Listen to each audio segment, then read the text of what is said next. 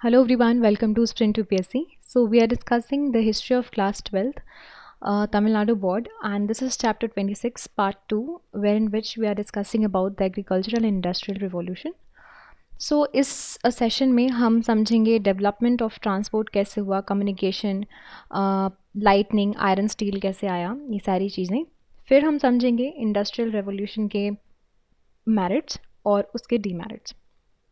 चलिए स्टार्ट करते हैं. तो पहली बात तो डेवलपमेंट ऑफ ट्रांसपोर्ट. देखिए अगर हम इंडस्ट्रियल रिवॉल्यूशन की बात कर रहे हैं, it is all about what, जो भी साइंटिफिक इन्वेंशंस हुए हैं. तो ट्रांसपोर्ट में जो इनोवेशंस हुए हैं उसके बारे में देखते हैं कैसे डेवलप हुआ. बहुत ही क्लोज रिलेशनशिप है इंडस्ट्री का और ट्रांसपोर्ट का. जो भी इंडस्ट्रीज़ के इम्प्रूवमेंट होगा और ट्रांसपोर्ट का, क्योंकि अगर ट्रांसपोर्टेशन है, सपोज आप व्हील बना रहे हो, आप कुछ भी किसी भी तरह का ट्रांसपोर्टेशन का चीज़ें बना रहे हो, right, any of the thing, वो आप मशीनरी उसमें यूज़ करोगे, इंडस्ट्रीज़ में चीज़ें बनेंगे, ठीक है. तो वो दोनों क्लोज रिलेशंस हमेशा से होते हैं. इंडस्ट्रियलाइजेशंस ये जो है वो लार्जली डिपेंड करता है कि रॉ मटेरियल्स फैक्ट्रीज़ में कैसे आएँ. देखो, एक तो चीज़ ये हो गई, और दूसरी चीज़ ये है कि अगर फैक्ट्री बन रही है कहीं पे, तो इस फैक्ट्री में जो रॉ मटेरियल, जैसे कि हमने देखा था, देखो सपोज भारत है, ठीक है, भारत एक कॉलोनी था और भारत से लेकर आ रहे थे ये लोग रॉ मटेरियल. तो लेकिन आप पास में समुद्र है, यहाँ से यहाँ पे ट्रांसपोर्ट तो करना पड़ेगा. तो इंडस्ट्रीज़ का डेवलपमेंट किस पे डिपेंड करता है? ट्रांसपोर्टेशन पे, है ना. And on the disposing of manufactured good also. आपको इस वाइड मार्केट में ही ये जो मैन्युफैक्चर्ड गुड यहाँ पे बन गए हैं, ठीक है, इसको वापस बेचने के लिए भी आपको ट्रांसपोर्टेशन चाहिए.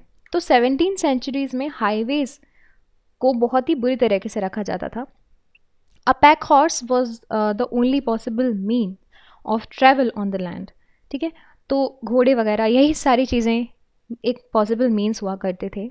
फिर 18th सेंचुरीज़ के सेकेंड हाफ में जॉन मैकएडमाई, उन्होंने बिल्ड किया the type of hard surface road, है ना. तो हार्ड सरफेस रोड का इन्होंने कंस्ट्रक्शन इंग्लैंड में शुरू किया. और the only important change made in this method was substitution of tar composition for the mud as a binder. France ने इंग्लिश मेथड को कॉपी किया और under the patronage of the government बहुत से हाईवेज़ बनाए गए, ठीक है. हैवी एक्सपेंस इसमें इन्वॉल्व हुआ करता था, इसको बनाने में काफ़ी पैसा लगता था. और ये जो अपकीप है हाईवेज़ का, उसकी वजह से इनलैंड वाटरवेज़ का डेवलपमेंट भी शुरू हो गया. सेकेंड हाफ जो था 18th सेंचुरीज़ का एंड 19th सेंचुरीज़ का अर्लियस्ट पार्ट, है ना, वहाँ पे thousands miles of artificial water routes वो बनाए गए इंग्लैंड में, फ्रांस में, यूनाइटेड स्टेट्स में. 1761 में कैनाल वगैरह बनाई गई इंग्लैंड में, है ना. वॉर्सले टू मॉन्चेस्टर, इसमें क्या करते थे ये लोग? कोल लेकर जाया करते थे, माइंस से लेकर जाया करते थे coal. Now there were serious drawbacks in the river and canal transportation.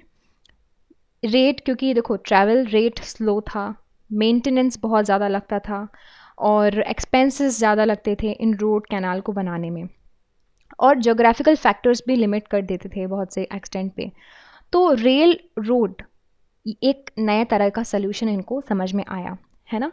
So first tracks ये बनाए गए, वुड के बनाए गए थे, है ना. पहला जो ट्रैक बनाया गया था वो वुड का बनाया गया था. And the first car was horse drawn.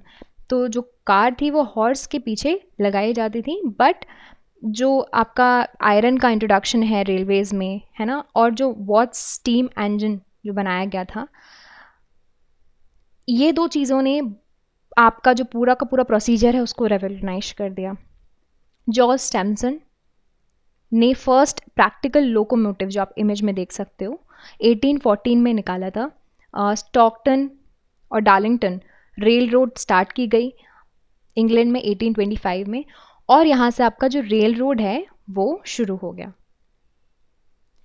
अब बात करते हैं कम्युनिकेशन की. सो जो मॉडर्न ट्रांसपोर्टेशन और बिजनेस एंटरप्राइजेज हैं वो बहुत ज़्यादा डिपेंडेंट थे on the rapid and efficient communication. कि कम्युनिकेशन कैसा है, तो ये जो टेलीग्राफ्स के पहले जो कैरियर पिजन्स हुआ करते थे, सेमाफोर्स, वो सारे सबसे स्पीडियस्ट मेथड बोला करते थे कि ये सबसे स्पीडियस्ट मेथड्स हैं कम्युनिकेशन के. इलेक्ट्रिक टेलीग्राफ किस चीज़ पे डिपेंडेंट था? देखिए, electric telegraph dependent upon earlier basic researches जो कि की गई थी फराडे, वोल्टा, एम्फेयर, फ्रैंकलिन के द्वारा, और इंडिपेंडेंटली जर्मनी में इसको इन्वेंट किया गया था, इंग्लैंड में बनाया गया था, यूएस में बनाया गया था बाय स्टाइनहिल, वेटस्टोन मॉर्स, ये सारे लोगों ने, है ना। टेलीग्राफ इक्विपमेंट वाइडली इंस्टॉल किए गए थे 1845 के बाद। केबल डाली गई थी अमेरिका से यूरोप तक, और वो जो थी, जो पूरा रास्ता है अटलांटिक ओशन का, वहाँ से वहाँ तक उसके द्वारा लेके डाली गई थी 1866 में। By the close of the 19th century all the important commercial centres in the world, वहाँ पे आपको टेलीग्राफिक कम्युनिकेशंस जो है सेटअप कर दिए गए थे। पेनी पोस्ट इस्टेब्लिश किया गया था 1840 में। यूनिवर्सल पोस्टल यूनियन बनाया गया था 1875 में, जो कि इंटरनेशनल मेल सर्विस जो है वो रेगुलेट करता था। ग्राम बेल को आप याद ही होंगे आपको, इन्होंने टेलीफोन 1876 में इन्वेंट किया। अब बात करते हैं लाइटनिंग की। तो जो भी इंडस्ट्री है, ट्रांसपोर्टेशन है, सोशल एक्टिविटीज़ हैं, amusement, cultural pursuits, artificial lights बहुत ज़्यादा इंपॉर्टेंट रोल प्ले करते हैं, है ना। इन 1784 बर्नर को डिवाइस किया गया फॉर ऑयल लैम्प्स, जो ऑयल लैम्प्स में बर्नर नहीं होते हैं वो डिवाइस किए गए। उसके बाद कैरोसिन लैम्प यूज़ किए गए।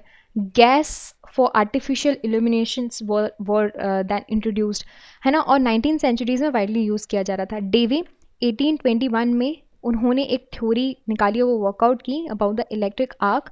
एडिसन 1875 में उन्होंने इलेक्ट्रिक बल्ब का इनोवेशन किया था, ठीक है। इस तरह से लाइटनिंग का डेवलपमेंट हुआ। आयरन एंड स्टील की बात करें, सो जो कोल और आयरन इंडस्ट्रीज़ थी, उन्होंने पुरानी जो टेक्नोलॉजी, पुरानी टेक्नोलॉजी यानी कि पहले हम वुड पे डिपेंड हुआ करते थे, वाटर, विंड, है ना, पानी, लकड़ी और हवा। अब इनको किसने रिप्लेस कर दिया? Iron and coal.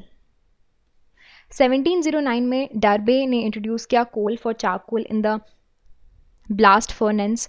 John Smeaton, इन्होंने इन्वेंट किया blast furnace with the rotary fan. नई मशीनरी बनाने के लिए बेटर ग्रेड चाहिए था than the ordinary cast iron. Henry Cort and Peter Onions introduced puddling and rolling process. 1714 में steel को प्रोड्यूस किया गया by Sheffield, by Huntsman, later Henry Bessemer, उन्होंने faster and cheaper method introduce किया जिसमें वो स्टील को प्रोड्यूस कर सकते थे। फर्स्ट आयरन ब्रिज 1777 में कंस्ट्रक्ट किया गया था एंड फर्स्ट आयरन शिप 1790 में बनाई गई थी। अब बात करते हैं इंडस्ट्रियल रेवोल्यूशन के क्या क्या पॉजिटिव इम्पैक्ट हुए हैं। पहली बात अर्बनाइजेशन, तो इसकी वजह से अर्बन सेंटर्स, सिटीज़ जहाँ पे इंडस्ट्रीज़ होते थे, जहाँ पे चीज़ें मिलती थी, वो अर्बन सेंटर्स, नई सिटीज़ बनना शुरू हो गए। इंग्लैंड में जैसे कि मैनचेस्टर्स है, बर्मिंघम है, लीड्स है, शेफील्ड्स है, वो सारे सिटीज़ इमर्ज हुए। लोग रूरल होम छोड़कर अब इन सिटीज़ में गैदर करने लगे। Hundreds and thousands of quest they were actually shifting for the quest of the work, and population जो थी मैनचेस्टर्स की वो 6-fold इंक्रीज़ हो गई थी, है ना।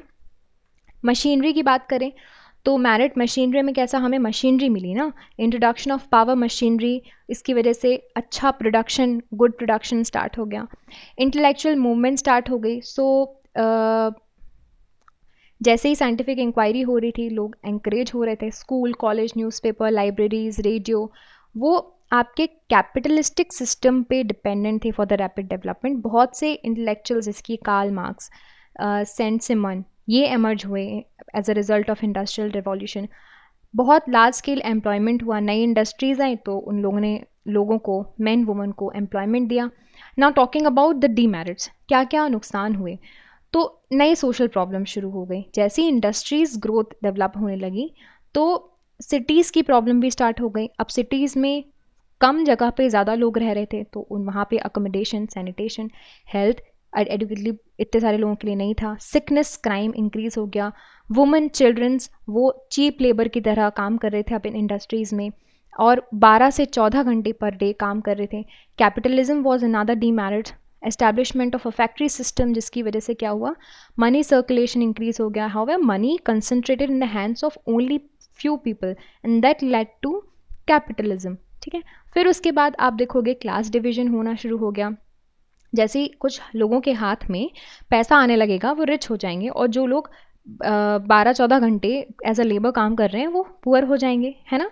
तो ये जो बूर्जवाजी है, the rich class people, the rich middle class people, ये ग्रुप्स डिस्टिंक्शन होने लगे, है ना। और जो ये रिच क्लास है, बूर्जवाजी है, यहाँ पे मैन्युफैक्चरर्स, मर्चेंट्स, माइन के ओनर्स, बैंकर्स, प्रोफेशनल मैन्स, है ना। और दूसरे हैंड पे वेज अर्निंग क्लास थी, टोटलिटेरिएट, जिसमें आपको मिल वर्कर्स, फैक्ट्री वर्कर्स मिल जाएंगे। और ये जो गैप था एम्प्लॉयर एम्प्लॉय में, वो काफ़ी ज़्यादा इंक्रीज़ होने लगा, है ना। तो there was a increase in the gap of the wealth. फिर कॉलोनियलिज्म एंड इम्पीरियलिज्म भी इसी का रिजल्ट है। इंडस्ट्रियल रिवॉल्यूशन में क्या हुआ, कॉलोनियलिज्म इंक्रीज़ हुआ, क्योंकि अब ये कॉलोनीज से क्या होने लगा था, रॉ मटेरियल ले जा रहे थे, फिनिश गुड्स सेल कर रहे थे, तो वो उनको मज़ा आने लगा, कॉलोनीज़ बनाने में मज़ा आने लगा, क्योंकि वो रिच हो रहे थे और ये कॉलोनी से चीज़ें एक्सट्रैक्ट कर पा रहे थे। बहुत ज़्यादा टेरिटरीज और कैप्चर करने का क्वेस्ट आ चुका था उनमें, और इम्पीरियलिज्म यहीं से स्टार्ट हो गया। यहाँ पे आप कुछ देखोगे, कुछ इंडस्ट्रीज़, उनके नेम्स, इन्वेंशंस और किस साल में वो हुआ है। आप पॉज करके इस वीडियो को इन सारी चीज़ों को पढ़ सकते हैं और इन सारी चीज़ों को अच्छे से नोट कर सकते हैं, क्योंकि आपके MCQs वाले सेक्शन में ये आ सकते हैं। So this is it about this entire chapter, 26 chapter about the industrial and agricultural revolution. I hope आपको ये चीज़ें समझ में आई हो। बहुत ही इंपॉर्टेंट सेशन है आपके वर्ल्ड हिस्ट्री का, and if you did you understood all of these things, you can subscribe to the YouTube channel for more videos and updates, and also you can download the Sprint UPSC app to practice book chapter and topic wise. Remember candidates, just reading books and watching videos are not going to help you out unless you practice thoroughly. So identify your mistakes and work to improve your performance, and Sprint UPSC is the perfect app to do all of this. अगर आपको ये video पसंद आया हो तो हमारे YouTube channel को subscribe कीजिए, और वीडियोज़ एंड अपडेट्स के लिए साथ ही साथ डाउनलोड कीजिए Sprint UPSC ऐप। यहाँ पर आप अपनी book chapter and topic wise practice कर सकते हैं। देखिए, सिर्फ बुक पढ़ने से, वीडियोज़ देखने से मदद नहीं मिलेगी। जब तक आप अच्छे से प्रैक्टिस नहीं करोगे, तो अपनी मिस्टेक्स को जानिए, परफॉर्मेंस को इंप्रूव कीजिए, और स्प्रिंट UPSC इसके लिए परफेक्ट ऐप है। I will see you soon in the next video. Thank you very much.